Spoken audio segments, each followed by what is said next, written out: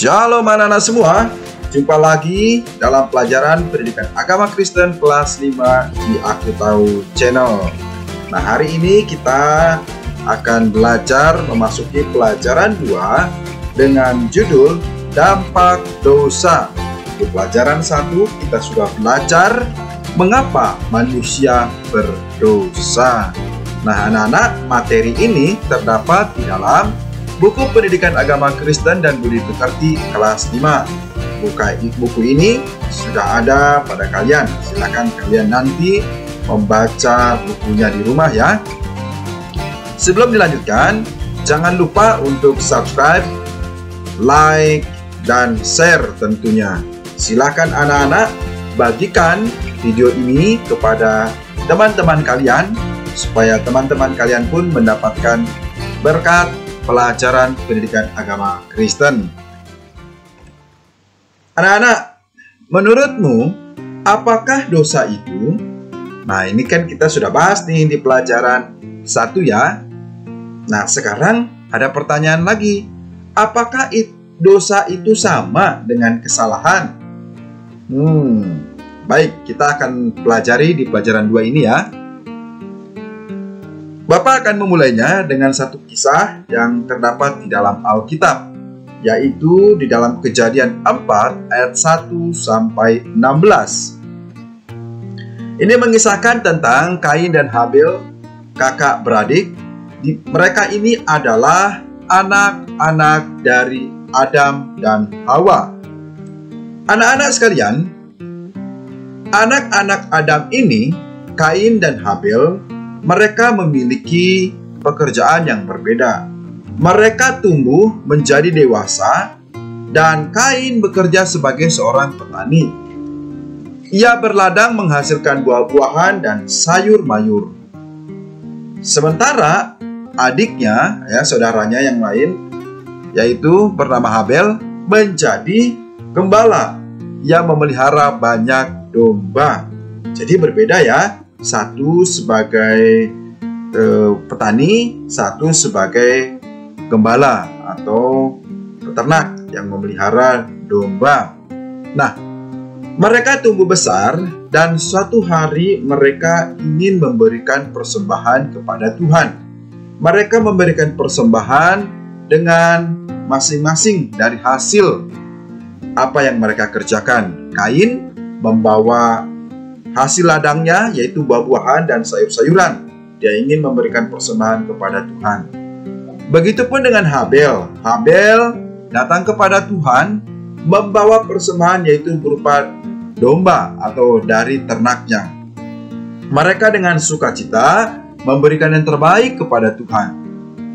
Namun anak-anak, ketika Kain dan Habel memberikan persembahan kepada Tuhan, apa yang terjadi? Ternyata persembahan Habel diterima oleh Tuhan.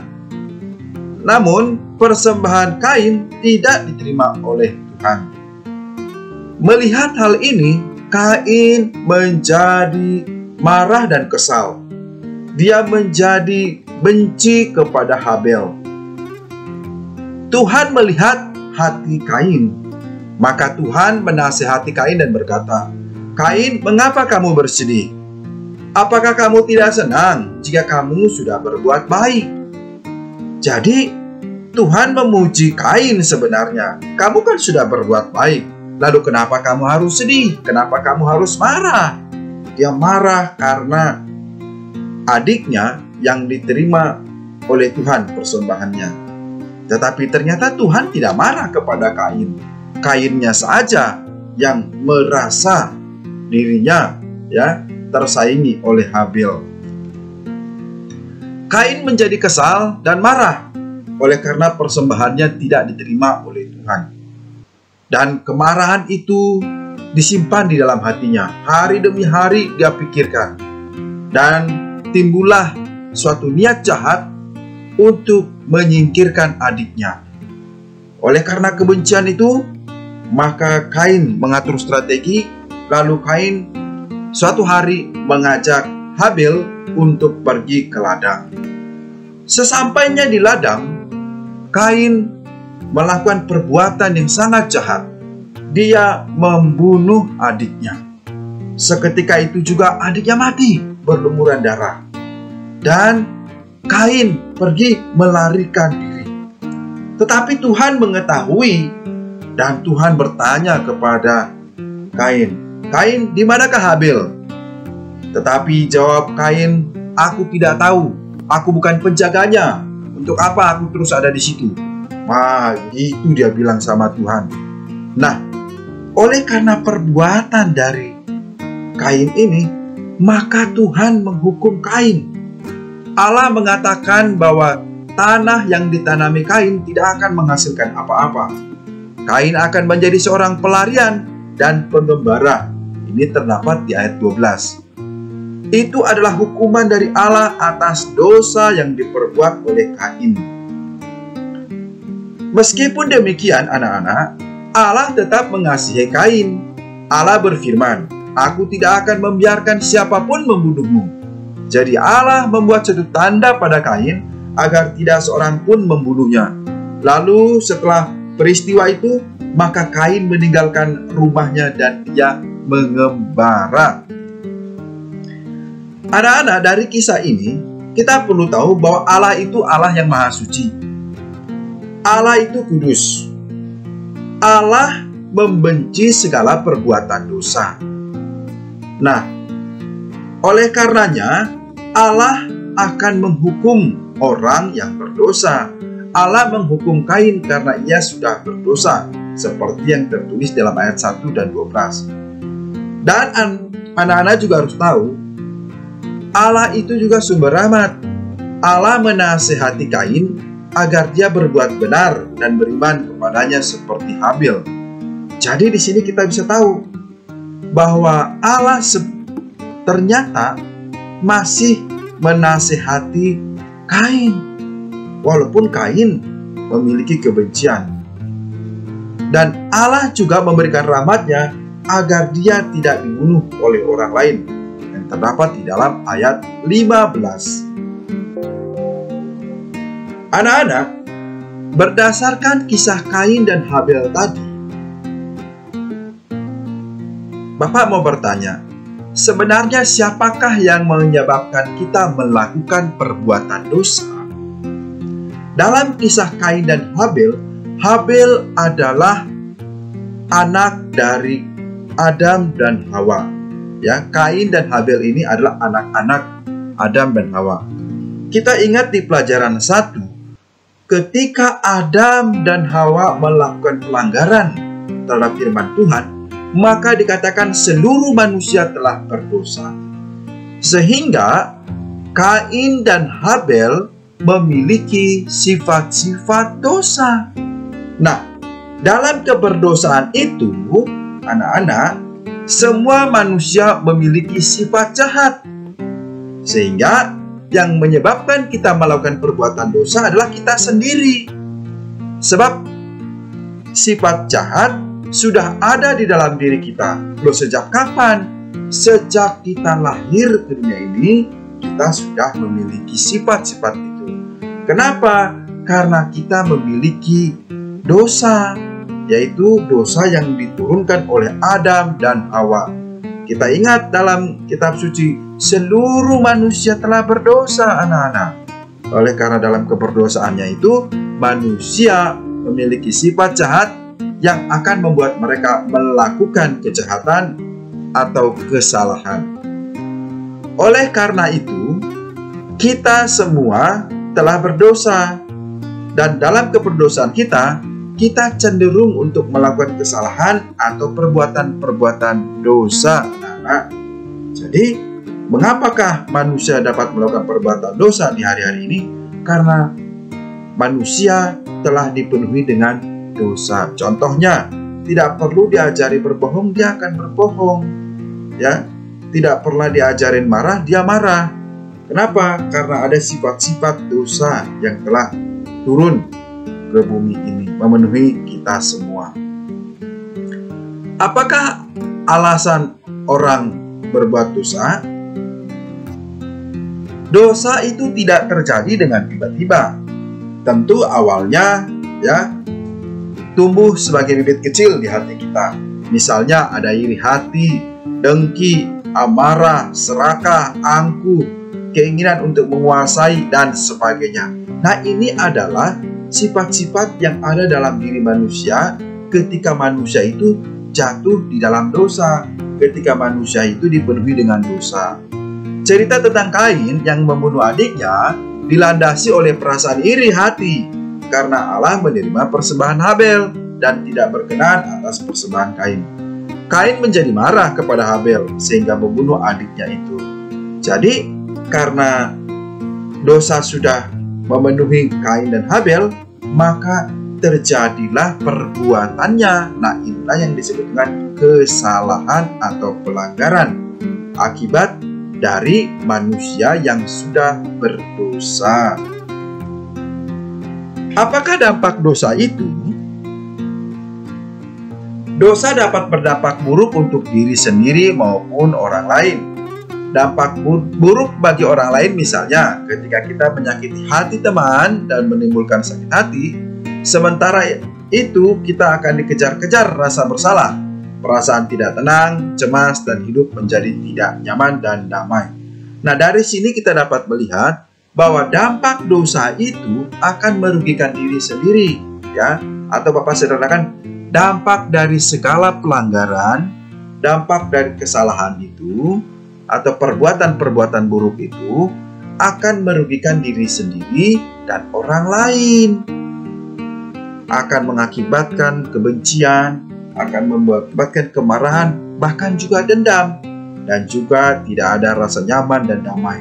Nah, yang paling parah adalah kita akan mendapatkan penghukuman kekal. Yesus dengan jelas mengajarkan bahwa dosa menghancurkan dan memisahkan manusia dari Allah. Kita akan dilemparkan ke neraka. Oleh karena dosa itulah kita terpisah dari Allah. Seperti dalam gambar ini ya, anak kecil ini terpisah dari Tuhan karena ada dosa di tengah-tengahnya yang memisahkan. Sikap kita terhadap dosa, ya, setiap dosa yang kita buat secara sadar atau tidak harus kita akui anak-anak, supaya hubungan kita dengan Tuhan dan sesama menjadi baik. Artinya setiap kesalahan, setiap pelanggaran harus kita akui, ya, kita harus meminta ampun. Jika kita tidak mengakui dosa kita, maka kita akan dibayang-bayangi oleh rasa bersalah dan hidup kita tidak akan tenang.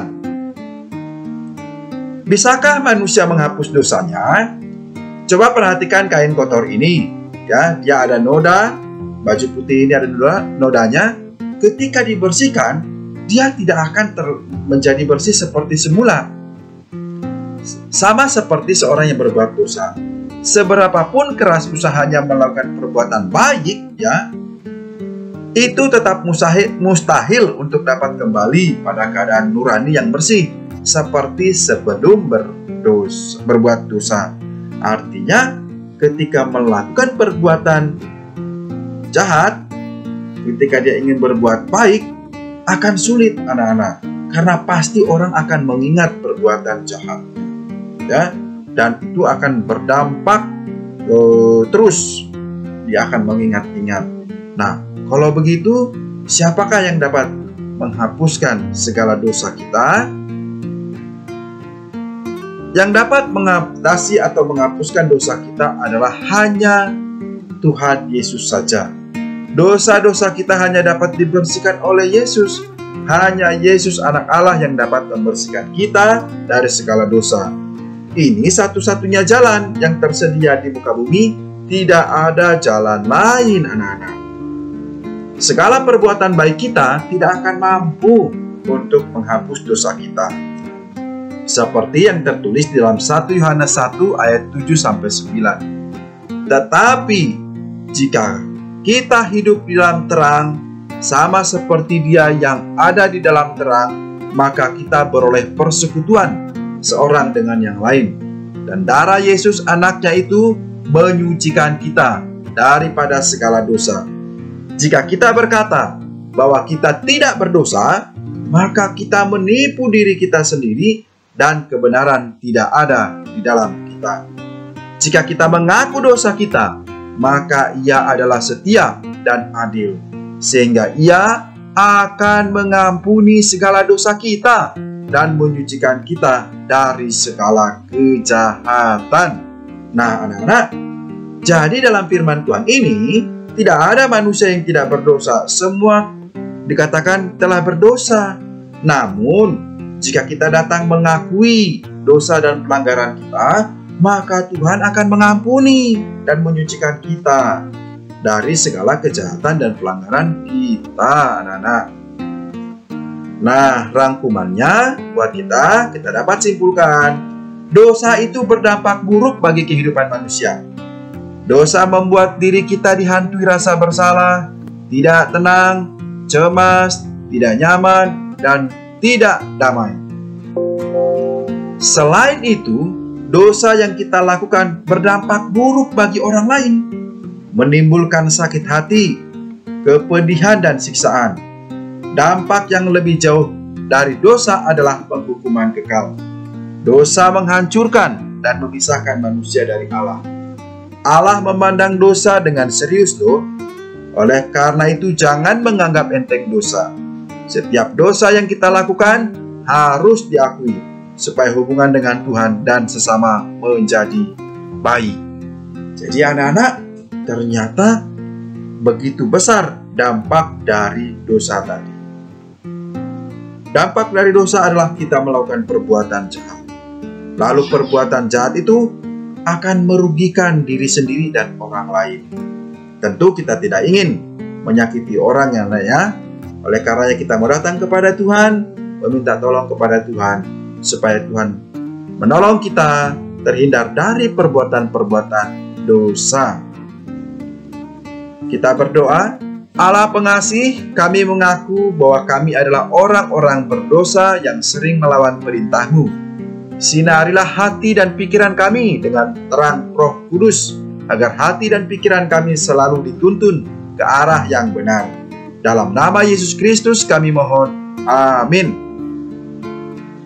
Baiklah anak-anak, demikian materi pelajaran kita hari ini. Tetap semangat dan jaga kesehatan. Tuhan Yesus memberkati. Shalom.